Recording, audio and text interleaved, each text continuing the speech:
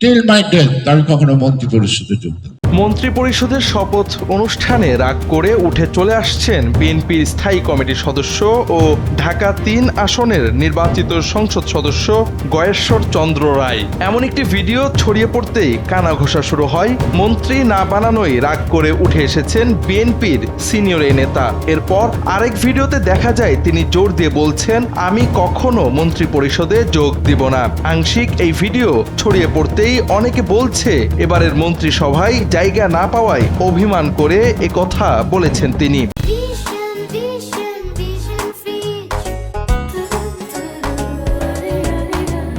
তবে বিস্তারিত তথ্য বিশ্লেষণ করে দেখা যায় মূলত পরের ভিডিওটিতে মন্ত্রী পরিষদের শপথের দিন কেন তিনি রাগ করে উঠে এসেছেন সে বিষয়ে বিস্তারিত জানাচ্ছিলেন তিনি।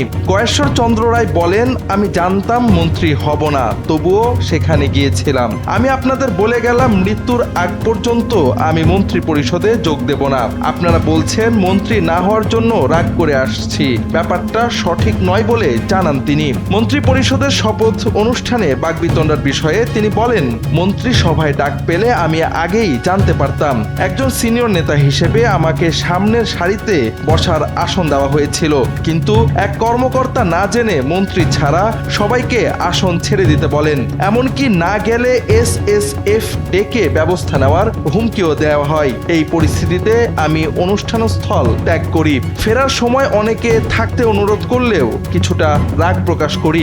এ ঘটনা সাংবাদিকরা ভিন্নভাবে উপস্থাপন করেছে বলে অসন্তোষ প্রকাশ করে বস্তুনিষ্ঠ সাংবাদিকতার আহ্বান জানান তিনি। মঙ্গলবার সকালে কেরানীগঞ্জের উপজেলা পরিষদ অডিটোরিয়ামে উপজেলা প্রশাসনের আয়োজনে সরকারি কর্মকর্তা ও শিক্ষা প্রতিষ্ঠান প্রধানদের সঙ্গে মতবিনিময় সভায় এসব কথা বলেন বিএনপির এই নেতা।